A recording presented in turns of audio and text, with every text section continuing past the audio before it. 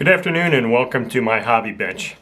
On the table today I've got a rather interesting Saito engine. Now the last Saito 40 sized engine video I did was on December 6th and it was a new in box Saito FA-45 Mark II engine. Now this one I'm saying is interesting and I'll get into why I think it's interesting. This is a Saito FA-40 Mark III engine. Now, there are several things that I find interesting about this if you look at this on the table here. And I'm going to bring the other 45 box over here for you too to see. So, it's interesting to me because I don't know that I've ever had two in the box like this. I don't think I've ever had a pair like this before. And what I find interesting here is that this 45, the box, this lettering here is yellow, whereas this one is orange. Now, I'm thinking that there's a reason for that. I don't know what the reason for that is at this time. But, so the Mark II and the Mark III are basically right in line with each other. In fact, I've got a small little blurb from the review on this engine, the Mark II, that kind of mentions the Mark III.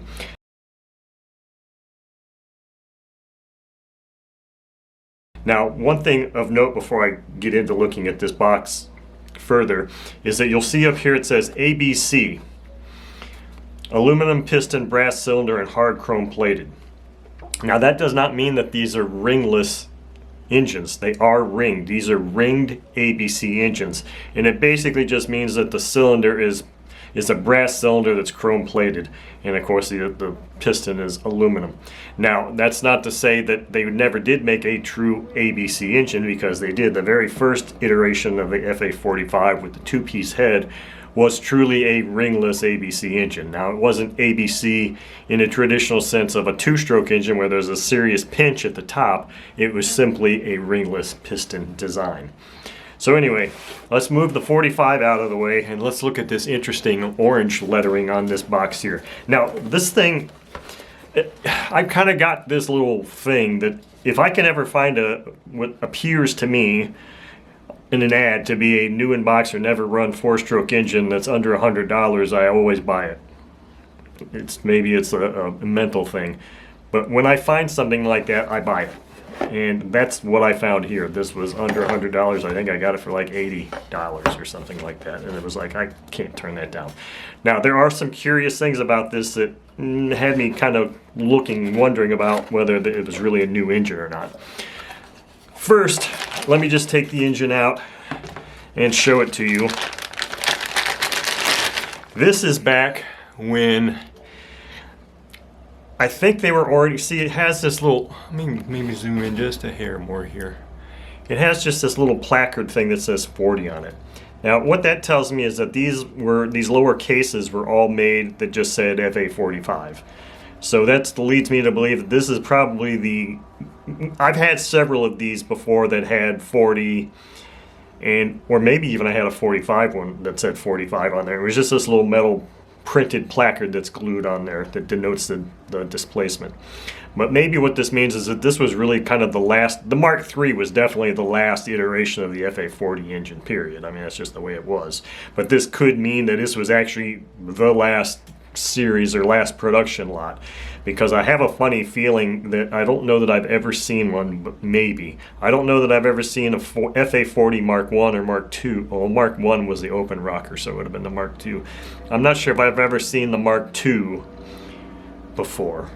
Maybe the 40s always had that. I don't think so, but I think the Mark II probably would have said FA-40 on the case itself and not had some little placard. But I mean, this engine appears to be new. I mean, if you look here on the mounting lugs, there's no indication that it's ever been mounted. Well, maybe I see a little bit of an imprint of a screw there, but not. So I don't know. It's tough. And it says F here. I don't know if you're going to be able to see that. So it's an F series or production lot F. I don't know. Their letter designations can go from A to whatever, and that just is like a production lot. But so when I got this thing, everything moved perfectly. It came with a strange glow plug in it, which is unusual because that was the other thing that made me believe that maybe it had been run once, because it was a glow plug with an idle bar, but I mean, the thing is silky smooth. I mean, it's just silky smooth. And the other thing is that the exhaust stub didn't come in a box, but it has absolutely no evidence on the threads that it's ever been threaded into this engine before. The engine doesn't smell like it's ever been run. So here's where I get to the curious thing. It was curious because A, it had this glow plug in there. I don't think I smell anything on the glow plug, but it just felt weird. The compression felt really odd to me. So I took the rocker covers off and I was checking the valve lash, and the valve lash was like way out. It was like, I think maybe even one of the rocker arms was disengaged from the push rod. It was a weird situation. I'm like, what's going on here? It doesn't seem like it's ever been run, but yet somebody had been playing with it to some degree.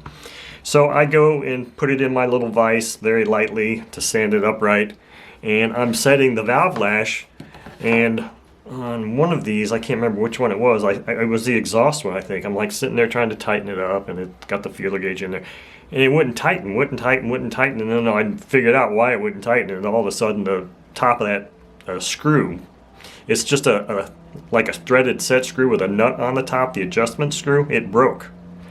So the only time that could ever happen is if somebody was dicking with it and over torquing it. So it was fortunately, because I was like, can I get another one of these things? Because it's like, shit, that would have just done the engine in completely, to have a rocker arm adjusting nut just not be present, obviously.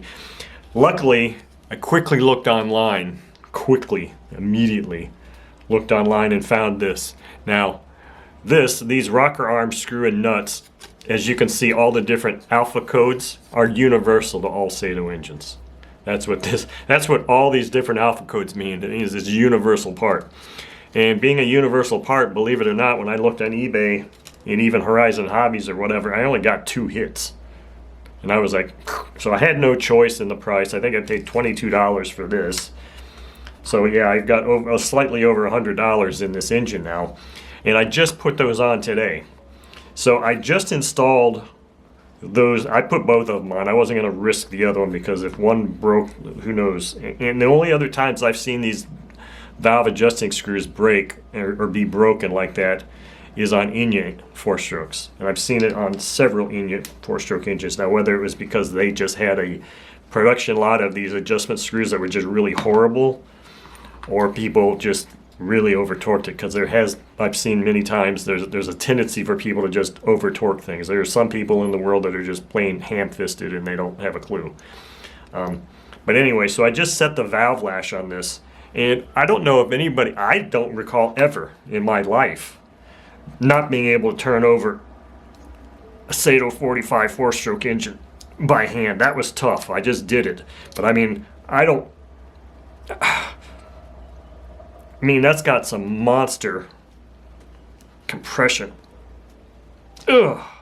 I can't find, there is not a review on the Scepter Flight's website for the FA-40 Mark III. I can't imagine that its compression ratio is any different than the Mark II, but let's just pull this Mark II out here real quick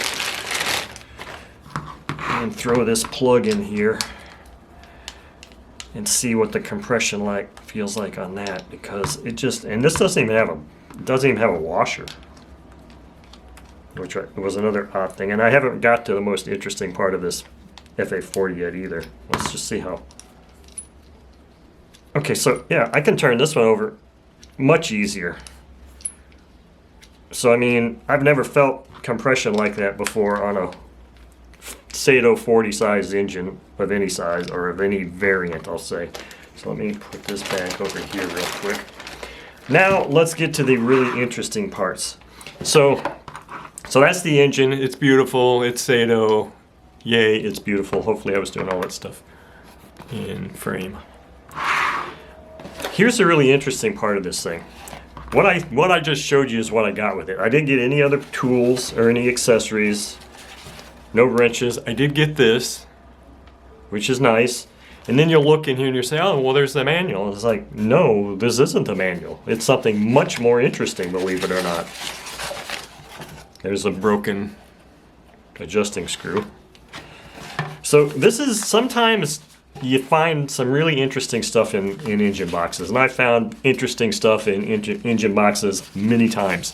But as you can see, this says Tower Hobbies ordering information. So first of all, we've got this Tower Hobbies form to fill out to order things by hand, because that's, you know, how you did things back then, or you did it over the phone. Here's the really cool thing. Now, I'm certain that the person that ordered this is long gone and deceased or whatever, so I'm not really too concerned about showing his name. This is the actual Tower Hobbies receipt.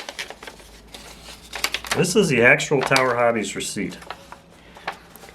And in case you can't read it, I'll zoom in a little bit and I'll read it to you, because it's just fascinating. So there were 3 items on this Tower Hobbies order that took place on July 1st, 1986. Talk about cool provenance. This actually tells me exactly how old this engine is. I mean, how often does that happen? This is just so cool. 1986.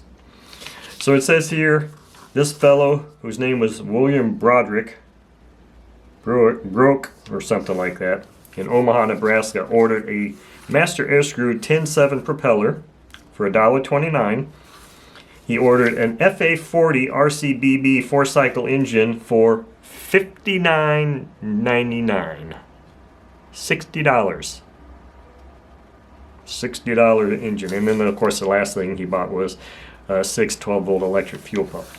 So the most important and most interesting things to me is that invoice date was 7/1/1986, and the price of that engine. This fellow paid $60 for this engine. So that's just, I mean, sometimes you just find some really cool stuff, and this is one of those things where I don't care that I didn't get the tools. I mean, it came with the choke mechanism. I was not at all upset about not having the tools or the wrench or, you know, feeler gauge. I don't even know if they did feeler gauges back then, but, you know, the tools or the instructions. Who cares? I've had a million Saito FA-45, 40 instructions. I've got them online. Who cares? No big deal. That I wouldn't trade for the world.